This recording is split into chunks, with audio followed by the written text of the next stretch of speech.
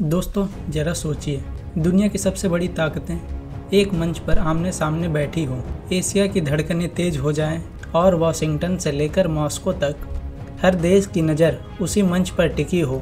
यह कोई कल्पना नहीं बल्कि हाल ही में हुई शंघाई सहयोग संगठन यानी SCO शिखर सम्मेलन की सच्ची तस्वीर है। इस समिट में एक ऐसा पल आया जिसने पूरी दुनिया को चौंका दिया।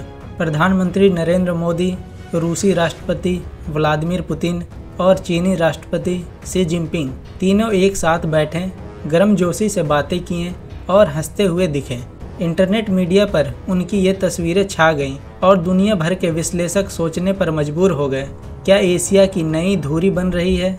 लेकिन ठीक उसी समय दिल्ली के अमेरिकी दूतावास ने सोशल मीडिया पर एक चौंकाने वाला संदेश जारी किया।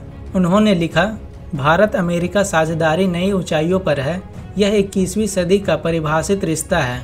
अब सोचिए दोस्तों, ये महज इत्तेफाक था या एक सोचा समझा संदेश। पहले थोड़ा पीछे चलते हैं। साल 2001 में SCO की शुरुआत हुई थी। उस वक्त इस संगठन का मकसद था एशियाई देशों के बीच सुरक्षा, आर्थिक सहयोग और राजनीतिक संतुलन को मजबूत करना।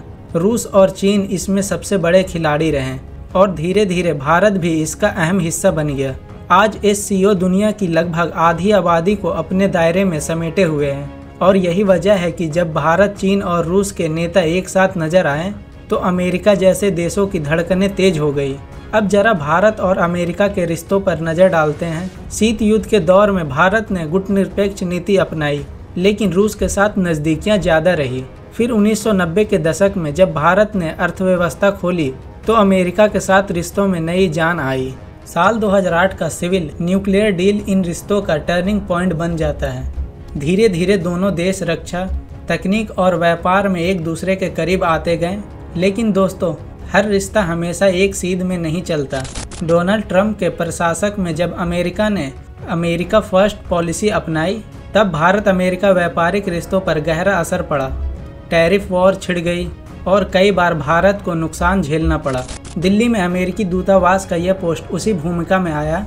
उन्होंने कहा, हम नवाचार, उच्चमिता, रक्षा और द्विपक्षीय संबंधों के जरिए आगे बढ़ रहे हैं। यह हमारे लोगों के बीच अस्थायी मित्रता है। बातें सुनने में बहुत अच्छी लगती है, लेकिन हकीकत यह है कि इस समय भारत और अमेरिका के बीच व्यापारिक तानातानी अपने सबसे खराब दौर से गुजर रही है।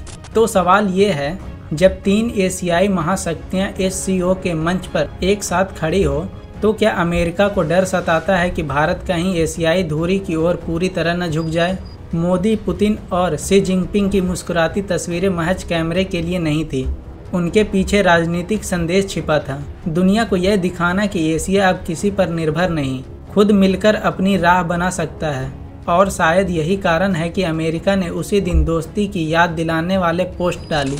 तो दोस्तों, असली सवाल यही है, भारत किस ओर जाएगा। क्या वह अमेरिका के साथ अपनी राजनीतिक साझेदारी को आगे बढ़ाएगा या फिर रूस और चीन के साथ एक नई एशियाई शक्ति ब्लॉक का हिस्सा बनेगा, या फिर भारत अपनी पुरानी संतुलन की नीति अपनाकर दोनों तरफ रिश्ते निभाने की कोशिश करेगा।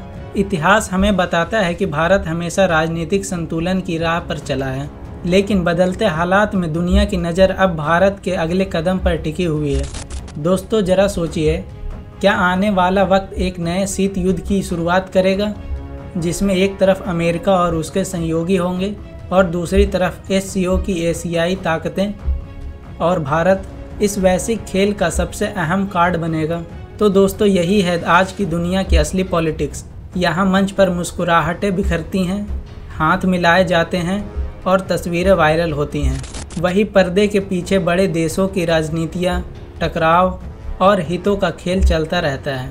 भारत आज उस मुकाम पर खड़ा है जहां उसका हर कदम पूरी दुनिया के लिए मायने रखता है। कभी रूस और चीन के साथ मिलकर वह एशिया की ताकत बढ़ाता है, तो कभी अमेरिका के साथ साझेदारी कर भविष्य की टेक्नोलॉजी और आर्थिक रिश्तों को मजबूत करता है। और यही है भारत की सबसे बड़ी शक्ति, संतुलन बनाए रखना। लेकिन असली सवाल आपसे है, क्या भारत को पश्चिम के साथ हाथ मिलाना चाहिए या पूर्व के साथ रिश्तों को और गहरा करना चाहिए, या फिर दोनों तरफ की ताकतों को संतुलित रखते हुए अपना रास्ता खुद बनाना चाहिए। दोस्तों, आपकी सोच ही असली जवाब है। हमें कमेंट में ज़रूर बताइए। और अगर आपको ये वीडियो पसंद आया हो तो इसे लाइक कीजिए, अपने दोस्तों के साथ शेयर कीजिए और चैनल को सब्सक्राइब करना बिल्कुल मत भूलिए।